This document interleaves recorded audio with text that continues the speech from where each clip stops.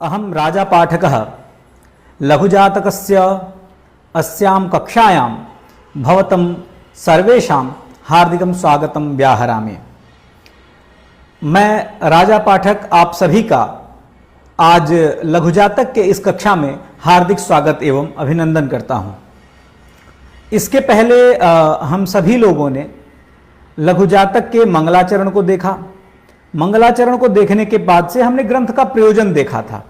ग्रंथ प्रयोजन में आचार्य ने कहा कि यदुपचित मन्य जन्मनि शुभाशुभम तस्य कर्मणः पंक्तिम व्यंजयति शास्त्र में तमसि द्रव्याणि दीप इव। वहां आचार्य ग्रंथ के प्रयोजन को बताते हैं तथा ग्रंथ के प्रयोजन को बताने के बाद से जो है आज हम यहाँ पढ़ने वाले हैं कि और गत कक्षा में ही मैंने आपसे चर्चा किया था कि आखिर ये 12 राशियां क्या हैं, जिसमें आपको बताया था कि क्रांति वृत्त का जो 12 भाग है, जो 12वां भाग है, वही राशि कहलाता है। एक बार बार ये संशय आता है, मैंने पिछली बार की कक्षा में भी आप सभी से ये बात स्पष्ट रूप से कहा था कि एक चर्चा बार बार आती है कि आखिर क्या क्रांति वृत्त का ही जो 12 भाग है वही राशि कहलाएगा, क्योंकि प्रत्येक वृत्त में 360 अंश होते हैं और यदि उस 360 अंश को अगर हम 12 भाग में बांटें तो 30 अंश एक राशि का मान आपको मिल जाता है। तो क्या केवल क्रांति वृत्त का ही जो है इस तरीके से विभाग किया गया है? तो जी हां, रास्यादि परिमाण परिचायक वृत्त जिसको कहा गया वह क्रांति वृत्त ही है और अन्य वृत्तों के मानों को भी क्रांति वृत्त में ही परिणित करके हम रास्यादि ग्रहण करते हैं। उसकी चर्चा हम आपसे गणित के कक्षाओं में करेंगे। लीलावती जब हम पढ़ते हैं तो वहां देखेंगे कि किस प्रकार से इन मानों को जो है ट्रांसफर करते हैं हम जो है। तो अद्य वयम लीलावतीम अद्य वयम लघुजातकम अधिकृत्य किंचित पठिष्यामः। प्रथमं तावत् अद्य वयम कालपुरुषस्य अंग विभागं पठिष्यामः। अत्र अंग विभाग प्रसंगे आचार्यः प्रतिपादयति किं शीर्षमुख बाहु हृदयोदराणि कटिबस्ति गुह्य संज्ञानि उरुजानुजंघे चरणाविति रासयो जाद्याः कालनरस्य वयवान् पुरुषाणां चिन्तयेत् प्रसव काले सदसदग्रह संयोगात् पुष्टाः सोपद्रवास्ते च। पुनरेकवारं दत्तावधानेन शृण्वन्तु। शीर्षमुख बाहु हृदयोदराणि कटिबस्ति गुह्य संज्ञानि उरुजानुजंघे चरणाविति रासयो जाद्याः कालनरस्य अवयवान् पुरुषाणां चिन्तयेत् प्रसव काले सदसदग्रह संयोगात् पुष्टाः सोपद्रवास्ते च। अत्र आचार्यः कालपुरुषस्य अर्थात पुरुषात्मकस्य कालस्य काले के अवयवाः निवेशिताः सन्ति तेषां वर्णनम् अत्र प्रतिपादयति। आचार्यः कथयति किम् अत्र स्वरूप प्रसंगे यत् अस्य कालपुरुषस्य यथा मेषः शिरः वर्तते, वृषः मुखं वर्तते, मिथुनं बाहु वर्तते, कर्क राशिः हृदयं वर्तते, सिंह उदरम वर्तते, कन्या राशि कटिहित वर्तते, तुला राशि वस्ति अर्थात नाभे अधोभागः वर्तते, वृश्चिकः गुह्यम एवं च वस्तुतः धनुयुग्मं वर्तते, मकरो जानुयुगलम, कुंभः या जंघे वर्तते, मीनः चरणयोः, इत्थम कालपुरुषस्य वा कालपुरुषस्य शरीरे स्थापितं रास्यादिकानां स्थापनं वर्तते। अत्र आचार्यः अग्रिमे श्लोके किं प्रतिपादयति? कालनरस्य अवयवान् पुरुषाणां चिन्तयेत् प्रसवकाले। अस्मिन् प्रसंगे आचार्यः अस्य श्लोकस्य वा अंग विभागस्य प्रयोजनं प्रतिपादयति। किं कथयति? जन्मकाले अर्थात कालनरस्य अवयवान् पुरुषाणां प्रसवकाले चिन्तयेत्। कथं चिन्तयेत्? तर्हि आचार्यः वदति अग्रिमे पंक्तौ सदसदग्रह संयोगात् पुष्टाः सोपद्रवास्ते च। सद्ग्रह संयोगात् पुष्टाः, असद्ग्रह संयोगात् उपद्रवाः ते च भवन्ति इति।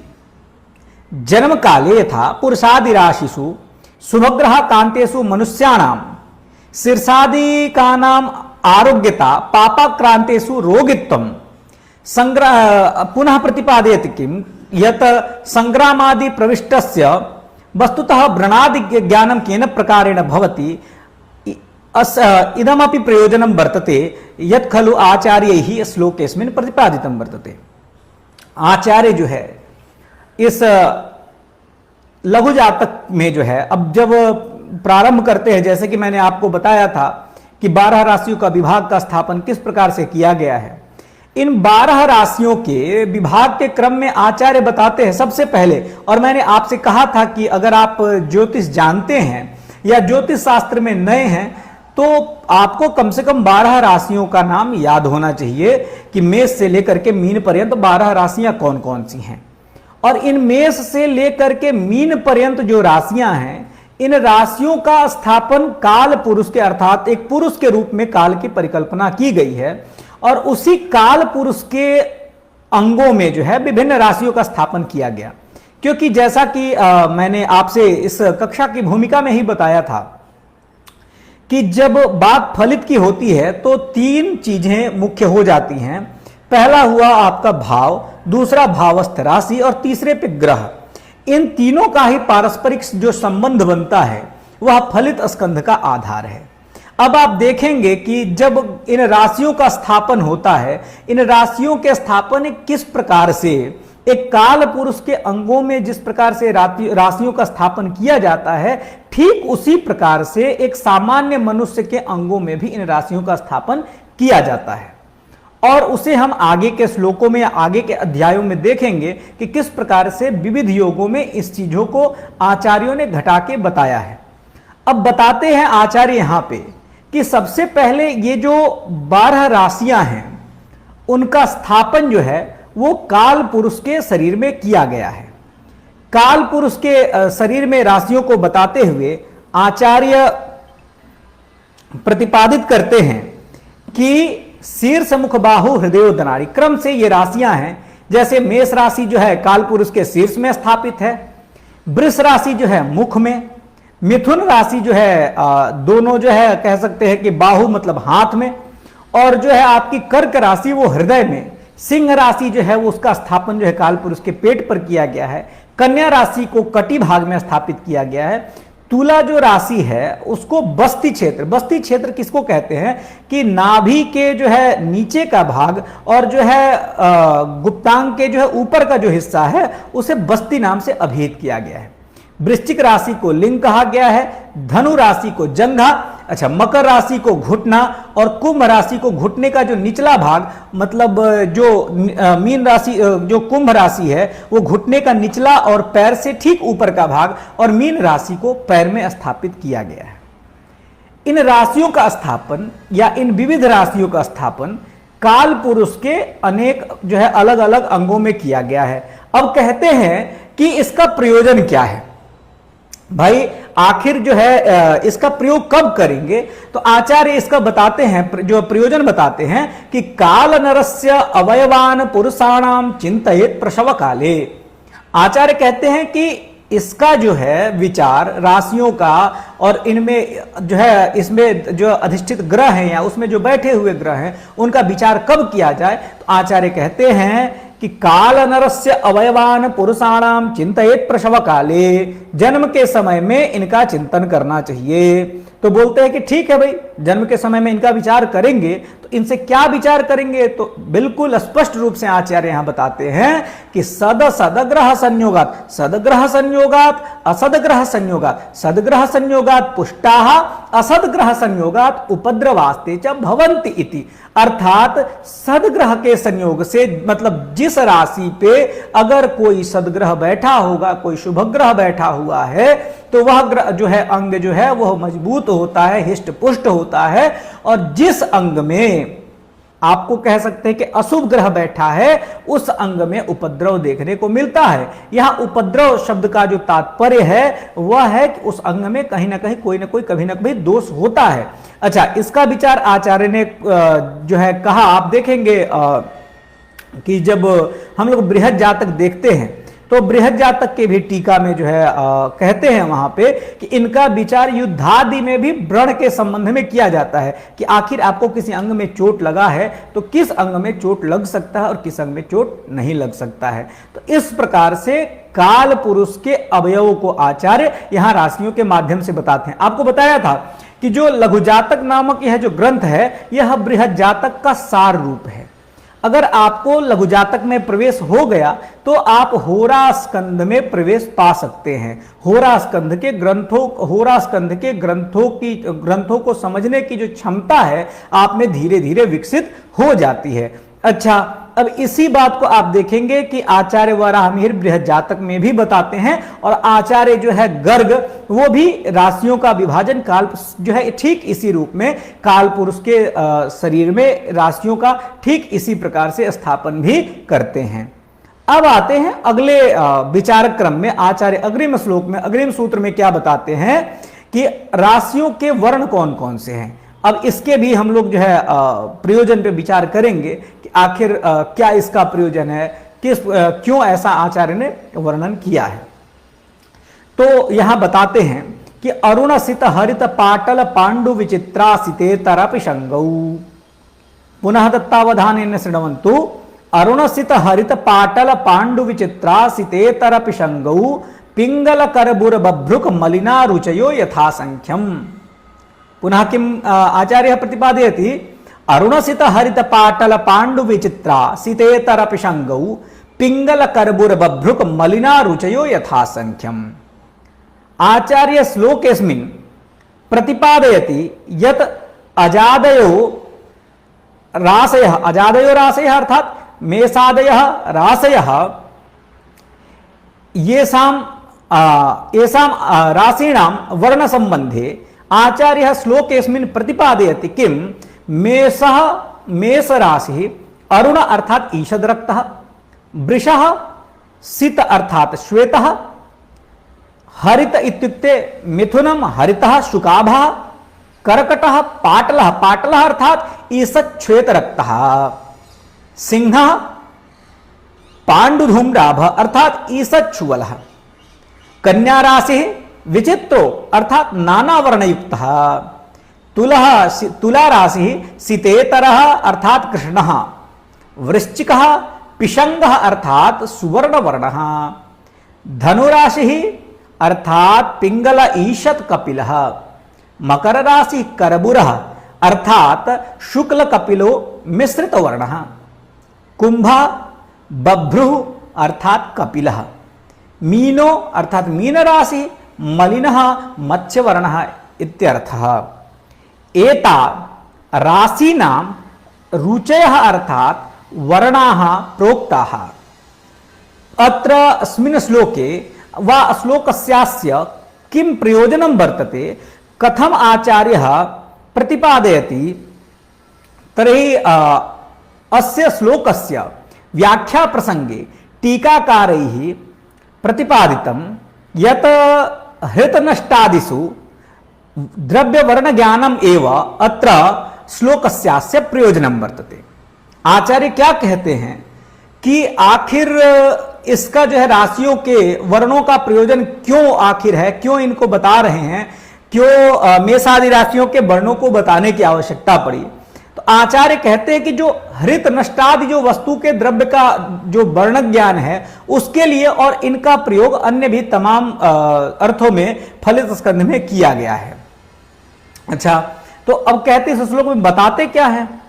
आचार्य इस श्लोक में बताते हैं कि राशियों के अगर 12 मेषादि राशियां हैं तो इन मेषादि जो राशियों का जो वर्ण है वो कौन सी राशि किस वर्ण की है। कई बार आप देखेंगे कि आधुनिक ज्योतिर्विद जो हैं उन राशियों के अनुसार ही अगर आपकी ये राशि है या आपकी ये मित्र राशि है तो इन वर्णों का वस्त्र भी आपके लिए लाभदायक होगा। इस प्रकार का विचार जो है इन राशियों के वर्णों से ही किया जाता है। अगर सपोज दैट अगर आपकी राशि मीन है तो आपके राशि जो है बृहस्पति हुए और ऐसी अवस्था में जो है आपके लिए जो है पीला जो वर्ण है कह सकते हैं वह आपके लिए जो है उपयुक्त होगा। तो इस तरीके से राशि जो है यहां पे ग्रह का जो वर्ण बताया, क्षमा करेंगे, यहां पे जो मीन राशि जो है, मीन राशि के जो अधिष्ठाता अर्थात बृहस्पति उनका जो वर्ण है उसके हिसाब से भी आप जो है वस्त्रों को धारण कर सकते हैं और राशियों के भी अनुसार आप जो है वर्णों को धारण कर सकते हैं। इस प्रकार से आचार्य का आशय है। अब अगले श्लोक में आचार्य बताते हैं और यहां पे मैं आपको कई छोटी छोटी चीजें बताऊंगा जो आपको फलित के लिए बहुत ही ज्यादा आवश्यक हैं और फलित के ज्ञान के लिए अत्यंत आप कह सकते हैं रुचिकर होगा ये। आचार्य यहां पे कहते हैं अग्रिम श्लोक में कि पुंस्त्री क्रूरा क्रूरौ चर स्थिर दुस्वभाव संज्ञाश्च अज वृषभ मिथुन कुलीराः पंचम नवमयि सही इंद्राद्याः। कह रहे हैं क्या जो है आचार्य इस श्लोक में वराह मिहिर कि पुंस्त्री क्रूरा क्रूरौ चर स्थिर दुस्वभाव संज्ञाश्च अज वृषभ मिथुन कुलीराः पंचम नवमयि सहेन्द्रियाद्याः। दत्तावधानेन पुनरेक बारं शृण्वन्तु। अत्र आचार्यः रास्यादीना पुंस्त्री संज्ञा अपि प्रतिपादयति दिग्ज्ञानमपि प्रतिपादयति। किं कथयति श्लोकेऽस्मिन् कि पुंस्त्री क्रूरा क्रूरौ चर स्थिर दुस्वभाव संज्ञाश्च अज वृष मिथुन कुलीराः पंचम नवमयि सह ऐन्द्रियाद्याः। किम दत्तावधानेन शृण्वन्तु। पुंस्त्री अर्थात मेषः पुमान् वृषः स्त्री मिथुनं पुमान् कर्कटः स्त्री अनेनैव प्रकारेण द्वादश राशीनां ज्ञानं भवति इति। पुनः क्रूर क्रूर ज्ञानं कथं भवति? क्रूर क्रूर ज्ञान प्रसंगे आचार्यः प्रतिपादयति किम एते राशयः मेषादयः राशयः ये सन्ति ते मेषः क्रूरः वृषः अक्रूरः सौम्यः एवं द्वादश राशीनां क्रमेण क्रूरः अक्रूरः क्रूरः अक्रूरः इत्यनेन क्रमेण भवति इति। पुनः राशीनां चर स्थिर दुस्वभाव संज्ञा आचार्य प्रतिपादयति।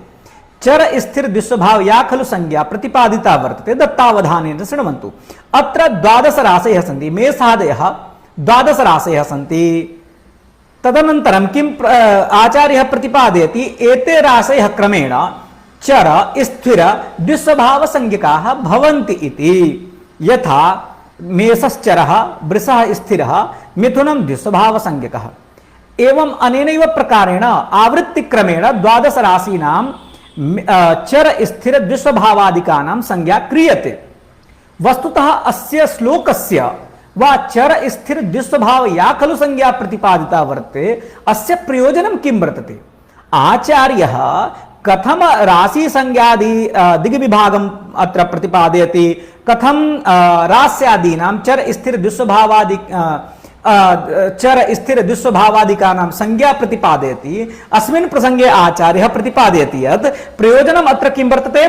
पुरुषस्य शीलज्ञानादयः शीलज्ञानादि। कथम् आचार्यः अस्मिन् श्लोके प्रतिपादयति अजो मेषः अस्मिन् प्रसंगे वा अस्मिन् पंक्तौ आचार्यः रास्यादिकानां मेषादि राशीनां दिग्ज्ञानमपि प्रतिपादयति। किं कथयति?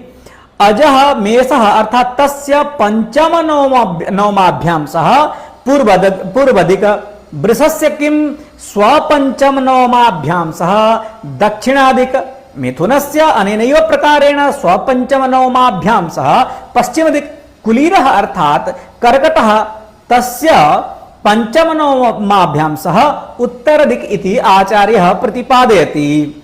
अत्र प्रयोजनं किं वर्तते? प्रयोजन प्रसंगे आचार्यः प्रतिपादयति चौरादेर्दिग्गमनादिज्ञानम् अर्थात् चौरादिकानां दिग्गमनादिज्ञानम् अत्र रास्यादिकानां प्रसंगेन भवति इति। पुनः दत्तावधानेन शृण्वन्तु।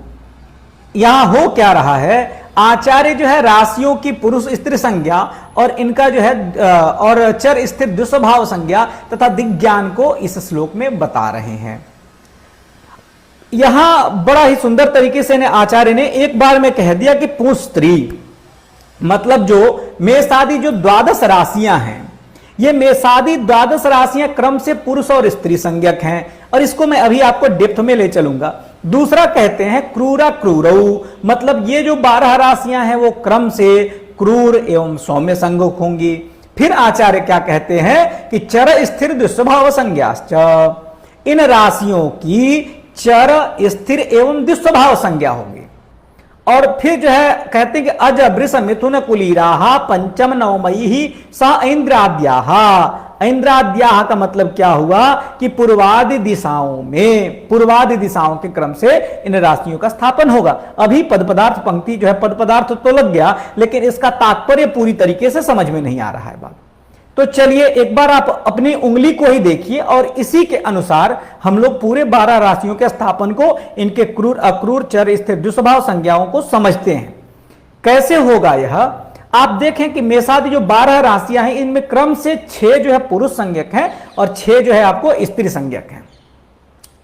यह जो 6 पुरुष संज्ञक राशियां हैं वो क्रम से जो 1, 3, 5, 7, 9 और जो 11 अर्थात जो विषम राशियां हैं वो पुरुष संज्ञक राशियां हैं। आपको क्या बात समझ में आई? पुरुष स्त्री, पहले इतने को देखते हैं कि पहले पुरुष संज्ञक राशि फिर स्त्री संज्ञक राशि, पुनः फिर पुरुष संज्ञक राशि फिर स्त्री संज्ञक राशि। अनेन प्रकारेण पुंस्त्री या खलु संज्ञा प्रतिपादिता वर्तते तेषां स्थापनं भवति इति क्रमेण राशयः पुरुष स्त्री अनेन प्रकारेण स्थिताः भवन्ति इति। केन प्रकारेण, जैसे कैसे होगा? मेष राशि पुरुष, वृष राशि स्थिर, मिथुन राशि पुरुष, कर्क राशि स्थिर, सिंह राशि पुरुष, कन्या राशि स्थिर। इस तरीके से 12 राशियों का स्थापन किया जाएगा। तो अब आप एक बात बिल्कुल सहजता से आपको समझ में आ रही होगी कि जो जितने भी विषम राशियां हैं ये विषम राशियां पुरुष संज्ञक राशियां हैं एवं जितनी भी सम राशियां हैं वो स्त्री संज्ञक राशियां हैं। अब मुझे समझ में आ रहा है कि अब आपको यहां तक बात समझ में आ गई होगी। अब आते हैं दूसरे में, क्रूरा क्रूरऊ। ये क्रूरा क्रूरऊ का मतलब क्या है? कहते हैं कि फिर इसी प्रकार से जिस प्रकार से आपने पुरुष स्त्री संज्ञा की थी इसी प्रकार से क्रूर और अक्रूर की जो है संज्ञा आचार्य ने इस श्लोक में बताया। आचार्य बताते हैं, क्या कहते हैं? क्रूर अक्रूरऊ। क्रम से मेषादि जो 12 राशियां हैं क्रूर एवं अक्रूर संज्ञक होंगी। जैसे मेष राशि क्रूर, वृष राशि अक्रूर मतलब सौम्य, फिर जो है मिथुन राशि क्रूर, कर्क राशि अक्रूर मतलब सौम्य। अब फिर एक बात आप देखेंगे कि अगर हम इस वाले पद को कंक्लूड करें तो जितनी भी विषम राशियां हैं वो क्रूर राशियां हो जाएंगी और जितनी भी जो आपकी सम राशियां हैं वो सम राशियां जो है आप कह सकते हैं कि सौम्य संज्ञक अर्थात अक्रूर संज्ञक राशियां होंगी। बात समझ में आई कि जो मेषादि विषम राशियां हैं इन विषम राशियों को पुरुष संज्ञक कहा और जो है वृषादि जो सम राशियां हैं इन सम राशियों को स्त्री संज्ञक कहा।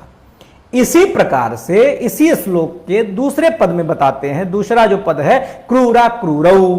इस क्रूरा क्रूरऊ के क्रम में कहते हैं कि यही 12 राशियां जो अर्थात जो विषम राशियां जिनके बारे में बताया गया है ये विषम राशियां ही क्रूर संज्ञक होंगी और जो सौम्य राशियां हैं मतलब जो सम राशियां हैं वो सौम्य संज्ञक राशियां होंगी अर्थात अक्रूर संज्ञक होंगी।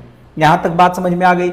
अब आगे चलते हैं। अब कहते हैं कि चर स्थिर दुस्वभाव संज्ञाश्च एतेषां राश्यादिकानां क्रमेण चर एते राशयः चर स्थिर दुस्वभाव संज्ञकाः भवन्ति इति। प्रथमं तावत् चरः स्थिरः दुस्वभाव संज्ञकः क्रमेण मेषादयः 12 राशयः सन्ति तेषां स्थापनम् अस्माभिः क्रियते। यथा जैसे आप देखेंगे कि इन मेषादि राशियों का स्थापन हम इन्हीं उंगलियों पे करते हैं और आपको एक बार में बताते हैं कि कैसे इनका स्थापन किया जा रहा है। आप उंगली पे ध्यान देंगे, गिनेंगे जैसे नीचे से क्रम में, जैसे हम जब भी जाएंगे नीचे से ऊपर क्रम में तो मेष वृष मिथुन कर्क सिंह कन्या तुला वृश्चिक धनु मकर कुंभ मीन। कितनी राशियां हैं? मेष वृष मिथुन कर्क सिंह कन्या तुला वृश्चिक धनु मकर कुंभ मीन। ये 12 राशियां हैं आपकी। अब आप एक तथ्य देखेंगे क्या कि कह रहे हैं कि चर स्थिर दुस्वभाव संज्ञाश्च क्रम से जो है 12 राशियां चर संज्ञक स्थिर संज्ञक एवं दुस्वभाव संज्ञक जो है ये होंगी। अब कैसे होगा भाई? तो कहते हैं कि जितनी चर स्थिर दुस्वभाव चर स्थिर दुस्वभाव चर स्थिर दुस्वभाव चर स्थिर दुस्वभाव इन राशियों की स्थापना होती है इस प्रकार से। अनेनैव प्रकारेण रास्यादिकानां स्थापनं भवति अस्मिन् हस्ते तस्य प्रसंगे दत्तावधानेन पश्यन्तु कि जितनी भी राशियां हैं मतलब जितने नीचे वाले जो भाग हैं उंगली के अगर इनमें जितनी भी राशियां आ रही हैं सब चर संज्ञक आ रही हैं। जो मध्य में आएंगी ये सारी राशियां स्थिर संज्ञक होंगी एवं उंगली के ऊपर वाले भाग की जो राशियां हैं ये राशियां दुस्वभाव संज्ञक होंगी। बात समझ में आई? क्या कहा कि इस हमारे हाथ के अंगुलियों में जो मेषादि राशियों का स्थापन बताया, इन मेषादि राशियों के स्थापन क्रम में जैसे मेष चर, वृष जो है स्थिर और मिथुन दुष्भाव, फिर कर्क जो है चर, सिंह स्थिर, फिर कन्या दुष्भाव, इस प्रकार से स्थापन करेंगे। अब कहते हैं कि जब इस चर, स्थिर एवं दुष्भाव संज्ञक राशियों की स्थापना जब हमने कर ली तो इनका प्रयोजन क्या है भाई? तो कहते हैं कि जब भी हमें चर कार्य करना हो, वाहन इत्यादि खरीदना हो, तो लोग चर लग्न देखते हैं। वाहन इत्यादि खरीदने के लिए क्या देखते हैं? चर लग्न देखते हैं। भाई चर लग्न क्यों देखते हैं? क्योंकि वाहन हमारी चलती रहे। कोई ऐसा तो व्यक्ति तो है नहीं कि जो ऐसा चाहे कि हम गाड़ी खरीदें और वो घर पे ही बैठ जाए। या विवाह के प्रसंग में आप देखेंगे तो कौन सा लग्न देखा जाता है? स्थिर लग्न देखा जाता है सिंदूरदान के लिए। क्यों देखते हैं? कि भाई जो है जो जातक है या जातिका है वो जो है हमेशा सौभाग्यवती रहे, इसके लिए स्थिर संज्ञक राशियां देखते हैं। देखिए प्रत्येक व्यक्ति अगर लक्ष्मी जी का पूजन करने के लिए अगर मुहूर्त देखता है, ज्यादातर अगर आप देखेंगे दीपावली के समय में तो स्थिर संज्ञक मुहूर्त देखा जाता है। क्यों देखा जाता है भाई? कि स्थिर लग्न में यदि हम पूजन करते हैं या स्थिर संज्ञक राशि में अभी पूजन करते हैं तो वैसी स्थिति में क्या होता है? हमारे यहाँ लक्ष्मी जी स्थिर बनी रहेंगी। तो इस विचार से जो है इस चर, स्थिर, अगर आपको कोई चर कार्य करना हो जो है तो उसमें आप चर लग्न को देखेंगे, चर राशि को देखेंगे। और अगर जो है कोई स्थिर काम करना हो तो उसमें आप स्थिर लग्न को देखेंगे। तथा यदि कोई दुस्वभाव मतलब जिसमें चर भी जो है भाव है और अचर भी स्वभाव है, अगर आपको कोई कार्य करना हो कदाचित चलायमान और कदाचित स्थिरता वाली, तो उसमें आप दुस्वभाव संज्ञक लग्न जो है देखेंगे। अब जो है आप देखेंगे कि फिर अगली पंक्ति में आचार्य बताते हैं कि अज वृष मिथुन कुलीराहा पंचम नवमयी सह इंद्राद्याः।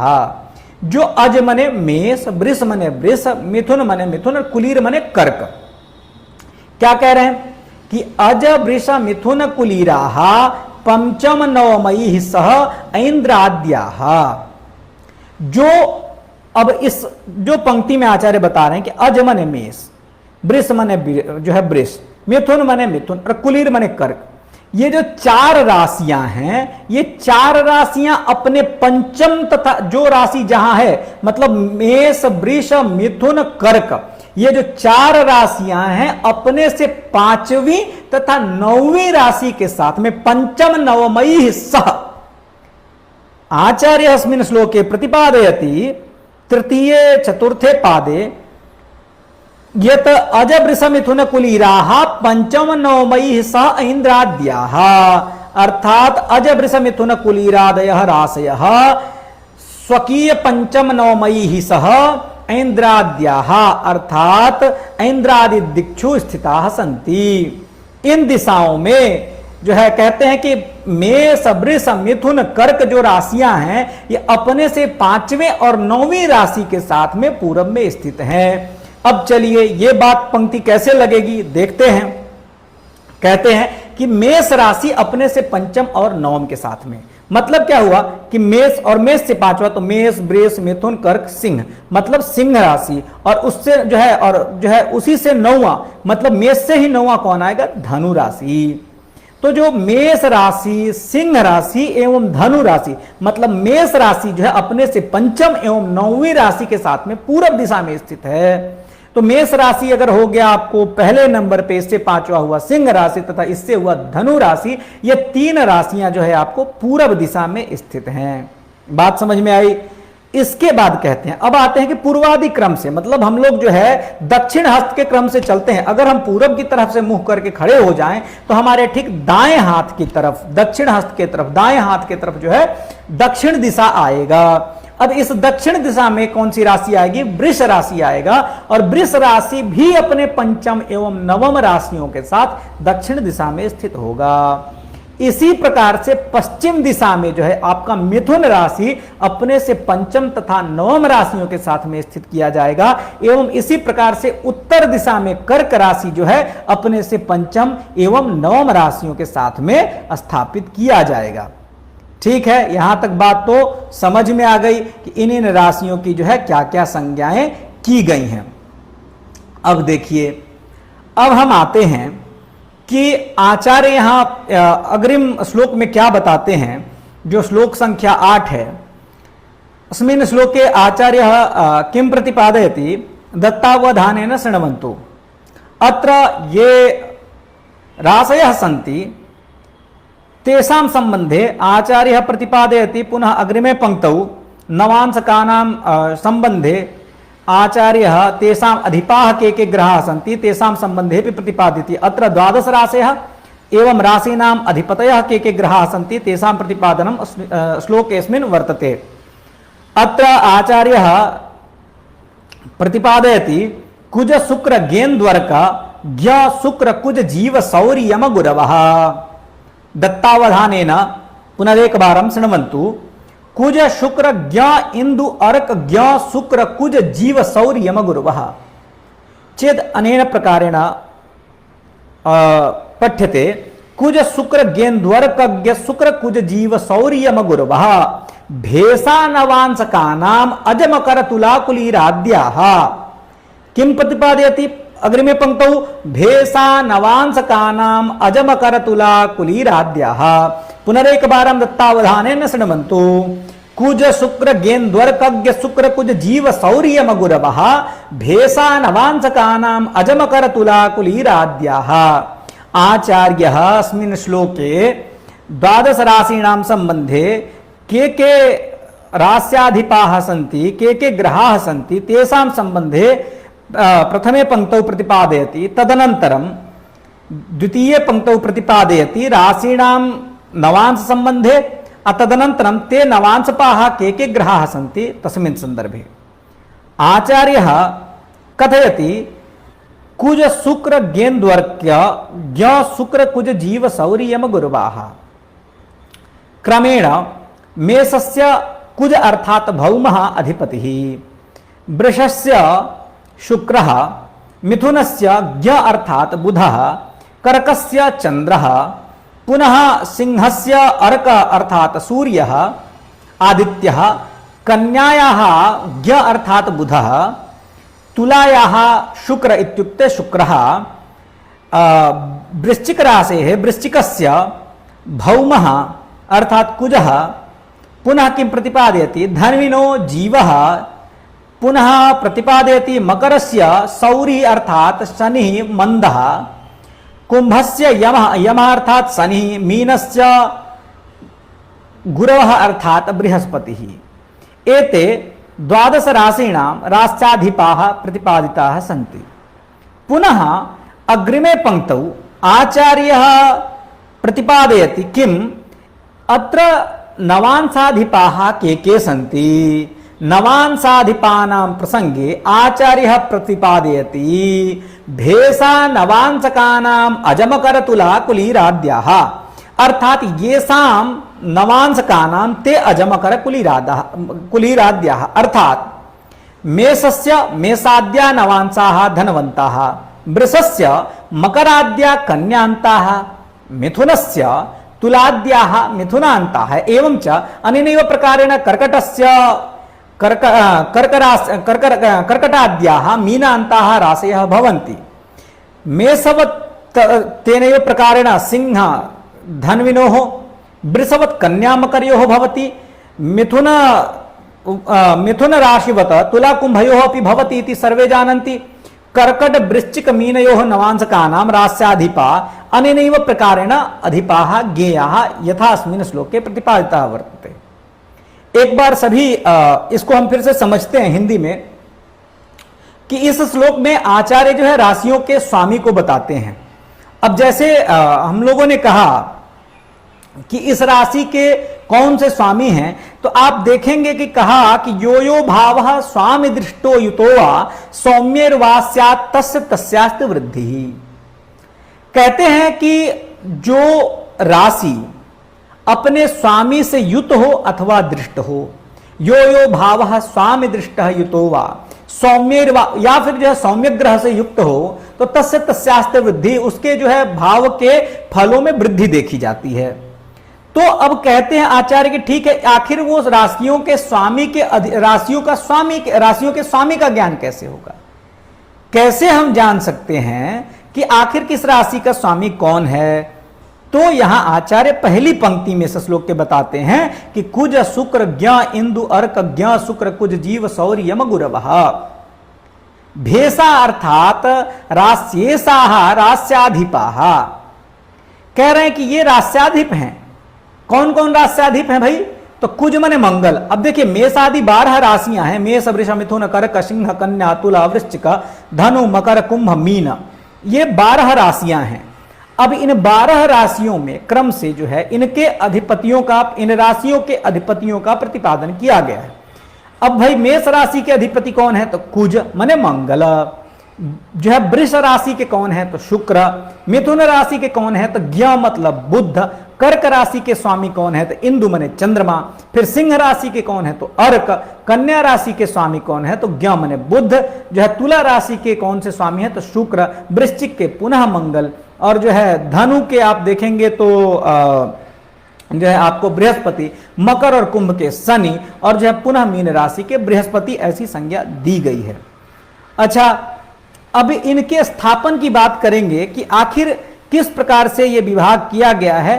तो ये भी बड़ा, इसका भी रोचक प्रसंग है कि कैसे इन राशियों का विभाग जो है किया गया है और कैसे इन राशियों की स्थापना की गई है और किस प्रकार से ग्रहों को, इन राशियों को, अगर मुझे जो लगता है, ये मेरा अपना विचार है कि आखिर इनका आवंटन कैसे किया गया होगा कि कौन से ग्रह जो है, कौन से राशि का अधिपति कौन सा ग्रह होगा।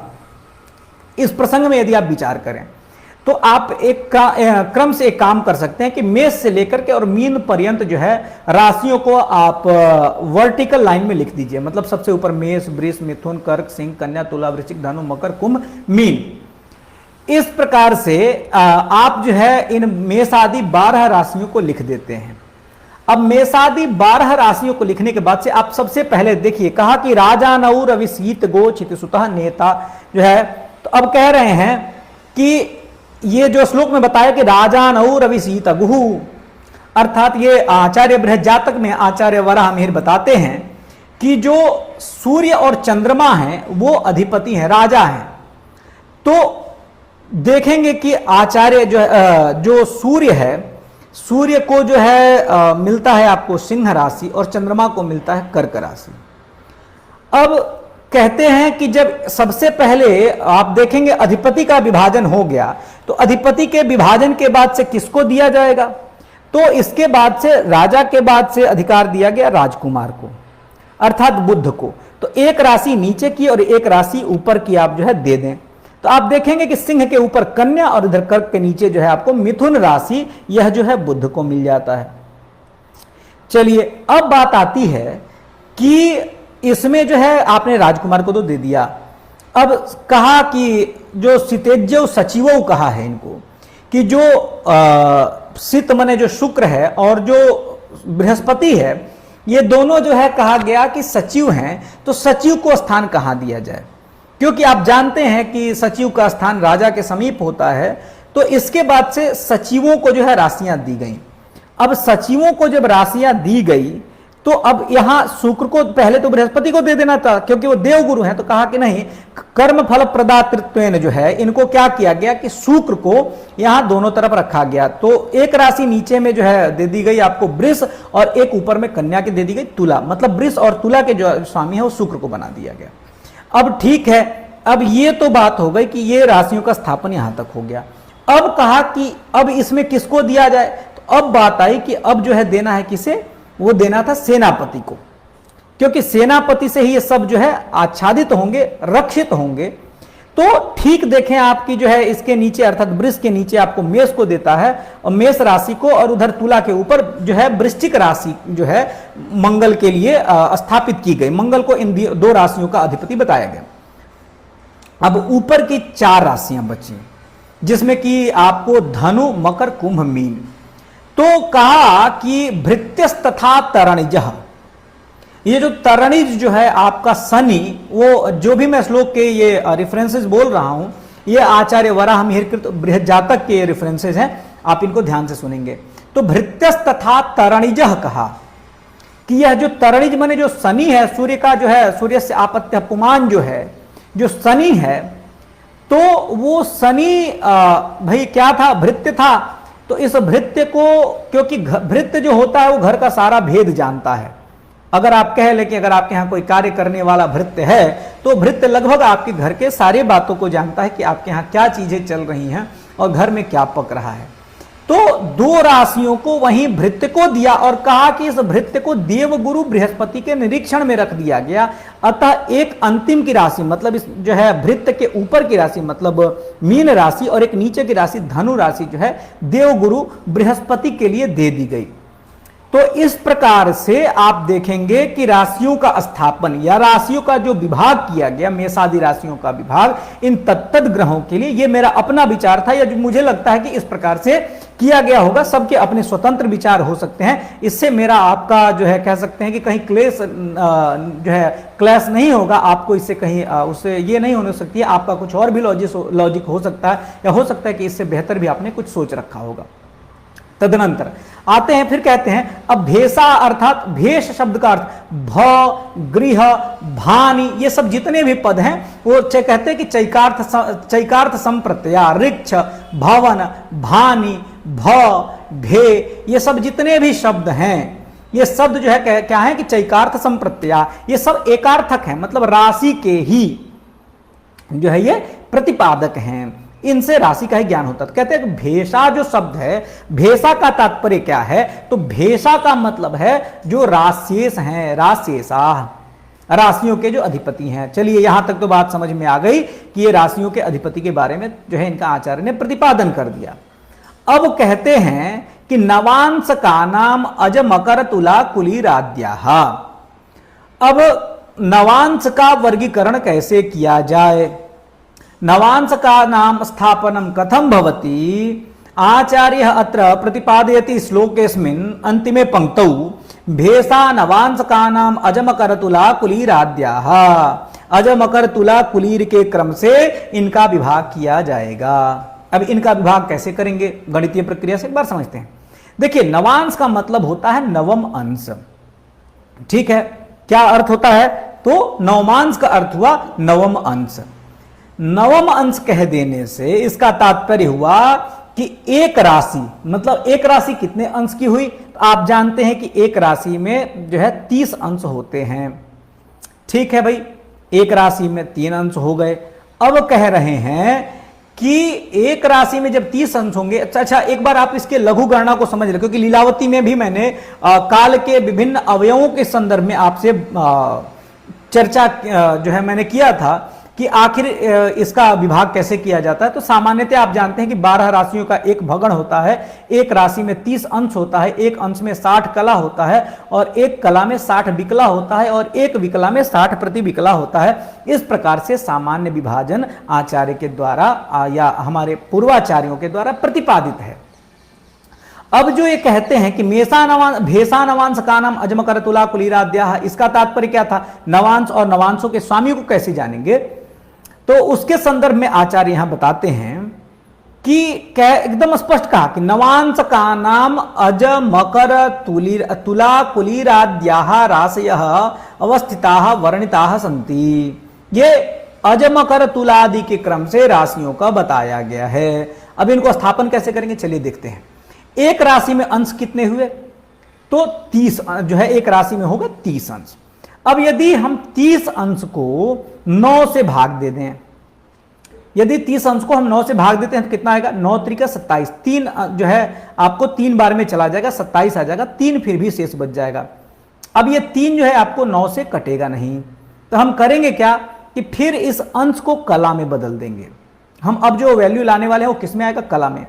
जब हम इस जो है 3 को कला में बदलेंगे तो बताया था कि आपको एक अंश में जो है 60 कला होता है, जो 6 त्रिका 18, 180 कला आएगा। और पुनः हम 180 को जब आपको 9 से भाग देंगे तो 9 दहिया 90, 9 दूनी 18, 20 बार में जाएगा, जो है 180 आपका कट जाएगा और आपके पास मिल जाएगा 3 अंश 20 कला। क्या मिला, 3 अंश 20 कला। अब ये 3 अंश 20 कला का एक नवमांश आपका होता है।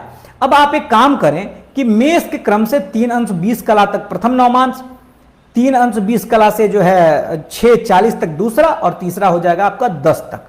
फिर ऐसे ही 12 40, फिर जो है आपको 12 40 हो जाएगा, और फिर जो है कितना हो जाएगा 3 20 6 40, ठीक है। तो नहीं सॉरी 13 20 16 40 और फिर 20 हो जाएगा। फिर ऐसे ही जो 23 20 26 40 और 30, इस तरीके से इसमें विभाग हो जाएंगे आपको। अब होगा क्या कि पहला जो आपका विभाजन है, इस पहले विभाजन में क्या करेंगे, पहला आप देखें, अब हमारे पास एक राशि में 9 ही विभाग होंगे। तो मेष का तो चलिए मेष से शुरू हो जाएगा कि भाई 9 हमने किया था, तो ये मेष से अगर हम पहले नंबर पे रखते हैं तो मेष वृष मिथुन कर्क सिंह कन्या तुला वृश्चिक धनु, धनु राशि पे आपका समाप्त हो गया। मेष से गणना शुरू किया और मेष की गणना धनु पे अब समाप्त हो गई। अब अगली गणना वृष राशि की गणना किससे शुरू होगी, तो आप एकदम देख रहे हैं कि धनु के बाद मकर ही आना है। इसीलिए जो है यहां गणना जो है कहा कि अज मकर तुला कुलीराद्या क्रम से जो गणना करनी है आपको, तो वृष के गणना पे मकर ही आएगा। तो वृष राशि का जो है आप देखेंगे, वृष राशि का प्रथम नवमांश जो है वो मकर हो जाएगा। तो फिर ऐसे ही मकर कुंभ मीन मेष वृष मिथुन कर्क सिंह कन्या, और फिर जो है आप देखेंगे मिथुन राशि का आरंभ किससे हो रहा है, तुला राशि से। तो अब तुला राशि से आरंभ कर रहे हैं मिथुन राशि का, तो तुला वृश्चिक धनु मकर कुंभ मीन मेष वृष मिथुन। अब मिथुन पे आके खत्म हुआ और कर्क की गणना जो है आपको फिर से कर्क से शुरू हो गई। तो क्या हुआ, अज मकर तुला कुलीर, मतलब अज माने मेष की गणना किससे शुरू होगी, मेष से, वृष की गणना मकर से, मिथुन की गणना जो है तुला राशि से, और कर्क राशि की जो गणना होगी वो कुलीर मतलब कर्क राशि से ही शुरू होगी। तो ये तो 4 राशियों का क्रम था। अब आप फिर से देखेंगे कि जब हमने कर्क की गणना कर्क से शुरू की, तो कर्क सिंह कन्या तुला वृश्चिक धनु मकर कुंभ मीन, मतलब मीन तक जाते जाते कर्क की गणना, कर्क को हमने 9 भागों में बांट दिया। अब फिर जब सिंह के समय जो है कौन सी राशि आ जाएगी, मेष राशि आ जाएगी। मतलब क्या हुआ कि सिंह की गणना फिर किससे शुरू हो गई, मेष से। अब फिर मेष से जाएंगे तो जा करके जो है धनुरंत जो है ये गणना खत्म हो जाएगी। तो एक जो है यही क्रम आपका चलता जाएगा, मतलब अज मकर तुला कुलीर, अज मकर तुला कुलीर, अज मकर तुला कुलीर, मतलब यह जो 12 जो आपकी राशियां हैं, इनके नवमांशों की यदि गणना करनी हो तो मेष राशि की गणना जो है आपको जो है अज माने मेष से, वृष राशि की गणना मकर से, मिथुन राशि की गणना तुला से, और जो है कर्क राशि की गणना जो है कर्क से ही होगी। फिर इसी तरीके से कर्क जो है सिंह कन्या तुला वृश्चिक जो 4 राशियां हैं, इनकी भी गणना क्रम से अज मकर तुला कुलीर के ही क्रम से करेंगे। और तदनंतर जो है आपको धनु मकर कुंभ मीन जो ये 4 राशियां हैं वृश्चिक के बाद से, इनकी भी गणना अज मकर तुला कुलीर के क्रम से होगी। अब चलिए अब एक उदाहरण देखते हैं। उदाहरण के माध्यम से हम यहां समझते हैं कि इस नवमांश की गणना का क्या तात्पर्य था। अगर आपसे पूछा जाए कि सिंह राशि का पंचम नवमांश कौन सा होगा, अब ये हमारे सारे ज्योतिष जिज्ञासुओं के लिए भी कुछ प्रश्न हैं जो कि आप हमें कमेंट बॉक्स में जरूर बताएंगे कि आखिर अगर आप देख रहे हैं तो मुझे भी ये बातें समझ में आएंगी कि आपको कहां तक बातें समझ में आ रही हैं। क्योंकि ज्योतिष शास्त्र बहुत ही लॉजिकल शास्त्र है, और क्योंकि कहा भी गया है कि प्रत्यक्षागम युक्तिशाली तदिदम, यहाँ जो है 3 प्रमाण जो है स्वीकृत हैं, प्रत्यक्ष प्रमाण जो है और आगम प्रमाण और युक्ति प्रमाण है। तो युक्ति तो चाहे वो गणित में हो और चाहे फलित में हो, लगभग विषयों में बैठता है, और खास करके आप कह सकते हैं फलित स्कंद जो है वो महर्षियों के अनुभवों पे और उनके दिव्य ज्ञान पे ही आधारित है। तो अब बात करते हैं कि अगर मैं आपसे क्या पूछा था कि सिंह राशि का पंचम नवमांश कौन होगा, तो सिंह राशि का पंचम नवमांश कैसे गणना करेंगे। तो आप देखिए सिंह राशि कौन सी राशि हुई, 5वीं। अब जो 5वीं राशि है सिंह राशि, तो आप देखेंगे कि मेष वृष मिथुन कर्क सिंह 5वीं हुई, और हमको जाना किस क्रम से, तो अज मकर तुला कुलीर अज, मतलब सिंह राशि की गणना किससे शुरू होगी, अज माने मेष राशि से। बात स्पष्ट हुई, जो है किससे गणना शुरू होगी, मेष राशि से। तो अब देखिए पंचम नवमांश कहने का क्या मतलब है कि जब हमारी गणना मेष से शुरू हो रही है तो मेष वृष मिथुन कर्क सिंह, मतलब सिंह राशि का जो पंचम नवमांश है वह सिंह राशि ही होगा। बात समझ में आई। हमने क्या कहा कि जो सिंह राशि का जो पंचम नवमांश है वह सिंह राशि ही होगा। इसी प्रकार से आप आ जाइए, आपसे पूछा जाए कि मिथुन राशि का सप्तम नवमांश कौन सा है, एकदम बिल्कुल स्पष्ट फिर चलेंगे। मिथुन राशि का सप्तम नवमांश कौन सा होगा। तो मिथुन राशि के जब सप्तम नवमांश की आपको गणना करनी होगी तो आप देखिए मेष वृष मिथुन यहां तक आया, तो अब मिथुन राशि का सप्तम क्या होगा, तो आपको गणना कैसे करनी थी, तो अज मकर तुला, मतलब मिथुन राशि की गणना किससे शुरू हो रही है, तुला राशि से। तो तुला से ठीक साथ में आप गिनेंगे तुला वृश्चिक धनु मकर कुंभ मीन मेष, मतलब क्या हुआ, मेष जो है इसका सप्तम नवमांश आएगा। तो इस प्रकार से आचार्य ने जो है कि यहां पे क्या किया कि राशियों के नवमांशों को बताया। अब चलते हैं कि नवमांश की भी बात समझ में आ गई। अब देखेंगे कि दृष्काण क्या है, होरा क्या है और जो है आपको द्वादशांश क्या है। आचार्य यहां बताते हैं इस श्लोक में कि स्वगृहा द्वादश भागा दृष्काणाः प्रथम पंचनवपानाम होरे विषमेर केन्द्रो हो समरासौ चंद्र तीक्ष्णांशो हो। आचार्य किं प्रतिपादयति श्लोकेस्मिन् प्रथम पंक्तौ आचार्य प्रतिपादयति स्वगृहात् द्वादश भागाः दृष्काणाः प्रथम पंचनवपानां होरे विषमेर केन्द्रो समरासौ चंद्र तीक्ष्णांशो हो। प्रथमे पादे आचार्य प्रतिपादयति स्वगृहात् द्वादश भागाः द्वादशांशाः भवन्ति इति। स्वगृहात् द्वादश भागाः द्वादशांश संज्ञकाः भवन्ति। दृष्काणाः कथं भवन्ति, प्रथम पंचनवपानां, पुनः होरा इत्यस्य का परिभाषा, आचार्यः प्रतिपादयति विषमे अर्थात विषम रासौ अर्केन्दोः समरासौ चंद्र तीक्ष्णांशोः होरा भवति इति। अत्र द्वादशांश प्रसंगे पुनः दत्तावधानेन शृण्वन्तु कथं भवति। स्वगृहात् आरभ्य द्वादश भागाः अर्थात 230 इति गणनीयाः। मेषस्य मेषाद्या मीनान्ताः, वृषस्य वृषभात् मेषान्ताः।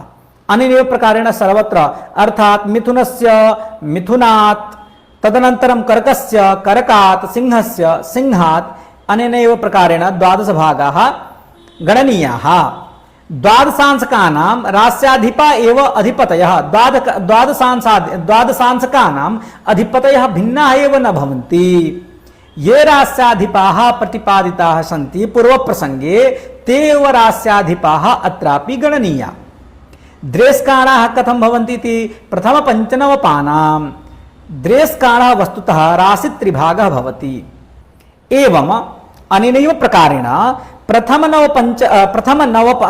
पंचनवपानां संबंधिनो भवति। यथा मेषस्य प्रथमः अंगारकः, तस्य संबंधी द्वितीयः, द्वितीयः कः पंचमस्याधिपतिः अर्कस्य संबंधी, तृतीयः नवमाधिपस्य अर्थात जीवस्य संबंधी। अनेनैव प्रकारेण वृषादीनामपि गणना कार्या। होरे विषमे अर्थात वस्तुतः होरा रास्यर्धम एव होरा भवति, रास्यर्ध एव होरा भवति। कथम 15 अंश परिमितम, वस्तुतः एकस्मिन् रासौ 15 अंश परिमितम होरा भवति एकस्य। वस्तुतः विषम राशीनां मेष मिथुन सिंहादीनां प्रथम होरा सूर्यस्य भवति, तदनन्तरं द्वितीय होरा तु चन्द्रस्य भवति। केन प्रकारेण एकवारं दत्तावधानेन हिन्द्यामपि शृण्वन्तु केन प्रकारेण अस्योपपत्तिर्जायते। वस्तुतः क्या होता है आप देखेंगे, कहते हैं आचार्य इस परिभाषा में कि स्वगृहात् द्वादश भागाः, द्वादशांश किसको कहते हैं, तो कहते हैं कि जो राशि है आप कह सकते हैं, तो मेषादि जो राशियां हैं, मतलब अगर 30 अंश है तो इस 30 अंश का जो 12वां भाग होगा, जो द्वादश अंश होगा, द्वादशांश कहने का मतलब ही क्या था कि जो उसका द्वादश अंश मतलब जो 12वां भाग है, मेषादि राशियों के जो 12वें भाग हैं वही द्वादशांश कहलाएंगे। तो जैसे नवमांश में हमने 30 अंश को 9 से भाग दे करके मान को निकाला था, यहां भी हम क्या करेंगे कि जो भी राशि हो, मतलब एक राशि हम लेते हैं यदि 30 अंश लेंगे और इस 30 अंश को यदि हम 12 से भाग दे दें तो 12 दूनी 24, 2 30 आएगा, मतलब 2 राशि 30 अंश जो है, बात सॉरी 2 अंश 30 का, क्षमा चाहूंगा, यहां हम लोग जो अंश में भाग दे रहे हैं इसलिए हमें अंश जो है अंश में ही प्राप्त होगा उत्तर। तो यहां कह रहे हैं कि हम जब 30 अंश को यदि द्वादशांश यानी 12 से भाग देंगे तो 12 दूनी 24, आपको बच जाएगा शेष 6, और 6 जो है आपका अंश है, इसीलिए इसको क्या करेंगे आप जो है कि 60 से गुणा कर देंगे तो 6 का 36, 360 आपको मिल जाएगा, और 360 को जो है फिर आप क्या करेंगे यहां पे भाग दे देंगे 12 से, तो 12 तिहा 36, 30 मर्त में चला जाएगा, मतलब 30 बार में जाएगा, और ये आपको आ जाएगा 2 अंश 30 कला। तो अब क्या हुआ कि 2 अंश 30 कला मतलब 2.5 अंश तक एक द्वादशांश, 2.5 से 5 तक दूसरा द्वादशांश, 5 से जो है आपको 12.5 तक 5 से लेकर के और जो है 7.5 तक दूसरा, 7.5 से लेकर के 10 तक चौथा, इस तरीके से इन द्वादशांशों का स्थापना किया जाएगा। अब जैसे क्या था कि नवमांश में हम देख रहे थे, नवमांश की गणना कर रहे थे, तो नवमांश के गणना के प्रसंग में क्या हो रहा था भाई कि नवमांश में कह रहा है कि नवांश का नाम अज मकर तुला कुलीराद्या, अर्थात अज मकर तुला कुलीर माने कर्क इत्यादि के क्रम से हम जो है गणना को करेंगे। अब बात आई कि अज मकर तुला कुलीराद्या क्रमेण गण्यते स्माभिः, पुनः अत्र का प्रक्रिया वर्तते, कथम गणना भवति, अतः अस्मिन् प्रसंगे आचार्यः प्रतिपादयति स्पष्ट रूपेण वक्ति किम यत अत्र ये 12 राशयः सन्ति ते मेषाद्या क्रमेण, अर्थात स्वगृहात् 12 भागा, न तो प्रथमात् न तो पंचम स्थानात् न तो नवमात्, स्वगृहादेव गणना करणीया वर्तते। केन प्रकारेण गणना भवति, अर्थात मेषस्य मेषात्, वृषस्य वृषात्, मिथुनस्य मिथुनादेव गणना अत्र अपेक्षिता वर्तते। आचार्य क्या कह रहे हैं यहां पे कि द्वादशांश में आपको अलग से कोई रीति फॉलो नहीं करनी है। यहां आपको करना क्या है, मेष राशि की गणना मेष से होगी, तो मेष में जो है प्रथम जो है द्वादशांश किसका होगा, मेष राशि का, और कितने अंश तक होगा, तो 2 अंश 30 कला तक। फिर कह रहे हैं कि जो है आप 2.5 से लेकर के और 5 तक किसकी होगी भाई, तो मेष जो है हो गया, दूसरा हो गया वृष का, जो है मेष राशि में तृतीय द्वादशांश किसका होगा, तो मिथुन का। इस प्रकार से जो राशि है उसकी गणना वहीं से आरंभ करेंगे। ऐसे ही आपसे पूछा जाए कि वृष राशि का द्वितीय द्वादशांश क्या होगा, तो वृष मिथुन। अगर पूछा जाए कर्क राशि का पंचम द्वादशांश क्या होगा, तो कर्क सिंह कन्या तुला वृश्चिक। एकदम सहज है गणना करना, ठीक है। अब चलिए, स्वगृहात् 12 भागाः द्वादशांशाः भवन्ति इति आचार्य अस्मिन् श्लोके प्रतिपादयति। अत्र पुनः अग्रिमे पंक्तौ किं कथयति, द्रेष्काणाः प्रथम पंचनवपानाम्, कह रहे हैं यहां पे साफ साफ कि एक राशि का जो कह सकते हैं कि तीसरा जो भाग है, विभाग है, उसको दृष्काण कहेंगे। इस हिसाब से एक राशि में 3 दृष्काण होंगे। एक राशि में कितने दृष्काण होंगे, 3 दृष्काण होंगे। पहला होगा 10 तक, दूसरा होगा 10 से 20 अंश तक, और तीसरा जो होगा 20 से 30 अंश तक। ऐसी गणना करेंगे। अच्छा, एक शंका यहां पे करेंगे, आप कहेंगे 10 से 20 तक, तो जो है फिर 20 से 30 कैसे होगा। आप बिल्कुल एक चीज ध्यान रखेंगे कि 20 अंश एक प्रति, अगर जो है 10 अंश एक प्रति विकला भी होगा तो अगले में चला जाएगा। मतलब 10 से 20 कहने का मतलब है कि 10 के बाद से अगर कुछ भी होता है उसकी गणना वो 10 से 20 वाले मतलब दूसरे में होगी, और ऐसे ही 20 से अगर किंचित लेस मात्र भी प्रति विकला भी अधिक होता है तो उसकी गणना तृतीय में ही होगी। यहां तक बात समझ में आई। अब ये तो था कि दृष्काण जो है आपको एक राशि का तीसरा भाग होगा, लेकिन यहां भी एक आपको छोटे से जो है रीति का पालन करना होगा। वो क्या है, तो वो कह रहे हैं क्या कि दृष्काण की गणना कैसे होगी। तो कह रहे हैं कि दृष्काणाः प्रथम पंचनवपानाम, जो दृष्काण है उसको क्या करना चाहिए भाई कि जो प्रथम होगा वो उसी राशि का, द्वितीय दृष्काण जो होगा उससे पंचम राशि का, और तृतीय जो होगा मतलब प्रथम 10 अंश तक उसी राशि का दृष्काण माना जाएगा। दूसरा जो दृष्काण होगा उससे पंचम राशि का, और जो तृतीय जो दृष्काण है उससे नवम राशि का दृष्काण माना जाएगा। कैसे होगा भाई गणना, आइए देखते हैं। कहते हैं, मान लीजिए अगर कहे कि मिथुन राशि का तृतीय दृष्काण कौन सा होगा। अब मिथुन एक राशि में 3 ही दृष्काण होंगे, यह भी आपको मालूम है। तो तो मिथुन राशि का जो तृतीय दृष्काण है, आपको देखिए कोई भी बात अगर आप नहीं समझ में आती है तो आप निसंकोच हमें कमेंट के माध्यम से पूछ सकते हैं। अब कह रहे हैं कि एक राशि में जो है क्या है कि एक राशि का जो तृतीय भाग है वो दृष्काण है। दृष्काण का स्थापना कैसे होगा, कहते हैं प्रथम पंच नवपानाम, अर्थात मिथुन राशि में हमने यदि तृतीय दृष्काण पूछा तो मिथुन राशि का जो प्रथम दृष्काण होगा वो मिथुन राशि का ही होगा। तो मिथुन राशि का भाई प्रथम जो है दृष्काण मिथुन राशि का ही होगा। दूसरा दृष्काण उससे पंचम, तो मिथुन से पांचवा गिनिए, तो मिथुन कर्क सिंह कन्या तुला, अर्थात तुला राशि। और फिर जो है कह रहे हैं कि जो है अगर पूछ दे तीसरा तो उससे नौवीं राशि का जो है दृष्काण यहां पे होगा। अब ये बात समझ में आ गई कि ये क्या है। चलिए अब कह रहे हैं कि होरे विषमेर केंदो हो, क्या कहा भाई कि विषमे अर्थात विषम राशौ अर्केंदो होरा भवती। विषम राशि में सर्वप्रथम, अच्छा एक चीज आपको और बताऊं कि जो होरा है वो राश्यर्ध को होरा की संज्ञा दी गई है। राश्यर्ध को किसकी संज्ञा दी गई है, होरा की। राश्यर्ध क्या हुआ, 30 अंश का मान होता है एक राशि का। जैसे हम लोग बार बार जो विभाग कर रहे हैं उसमें यही देख रहे हैं, एक राशि का जो है अगर एक राशि का हम 2 भाग करते हैं तो 15-15 राशि के 15-15 अंश के 2 विभाग बनेंगे।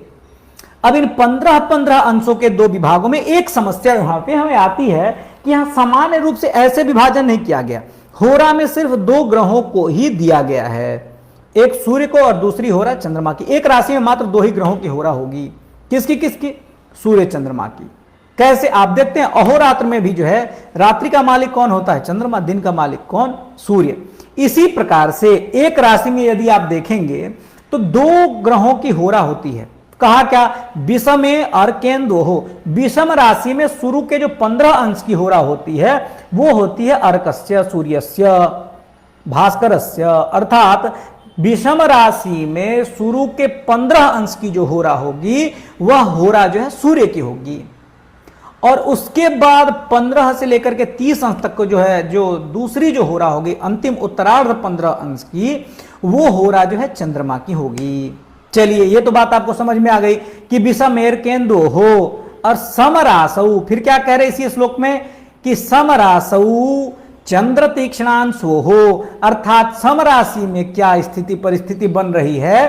तो इस समराशि के परिस्थिति को बताते हुए आचार्य कहते हैं कि चंद्र तीक्ष्णांशो हो, मतलब 1, 3, 5, 7, 9 जो 11 राशियां, जो 1, 3, 5, 7, 9, 11 ये जो राशियां हैं इनमें प्रथम जो होरा होगी मतलब 15 अंश तक की जो होरा होगी वो होरा सूर्य की होगी, और जो अंतिम के जो 15 अंश हैं उसमें चंद्रमा की होरा होगी। लेकिन सम राशियों में मतलब 2, 4, 6, 8, 10 और जो 12 ये जो राशियां हैं 2, 4, 6, 8, 10, 12 यानी जो सम राशियां हैं, इन सम राशियों में शुरू के 15 अंश तक जो है चंद्रमा की होरा होगी, और इसके बाद का जो उत्तरार्ध का 15 अंश है वहां पे जो है आपको किसकी होरा हो जाती है, तो सूर्य की। तो विषम राशियों में पहली होरा सूर्य की, दूसरी चंद्रमा की, और सम राशियों में क्या स्थिति ठीक इसके विपरीत होगी, मतलब पहली जो होरा होगी वो चंद्रमा की होगी, तदनंतर सूर्य की होगी। तो कहता है कि समगृह मध्य रवि शशि होरा और विषम मध्य शशि रवि नोसा। सॉरी एक बार जो है फिर से इसको देखते हैं कि समगृह मध्य शशि रवि होरा और विषम मध्य रवि शशि नोसा।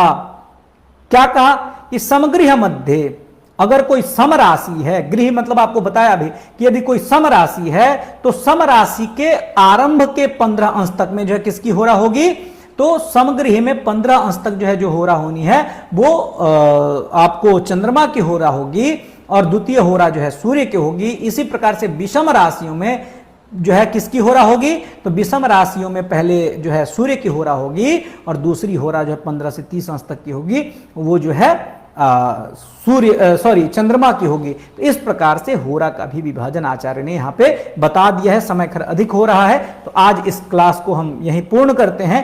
पुनः जो है अगली कक्षा में हम फिर यहीं से चलेंगे और इन्हें आगे की ओर समझेंगे। तब तक के लिए जयतु संस्कृतम जयतु भारतम, अत्रैव प्रणमामि विरमामि।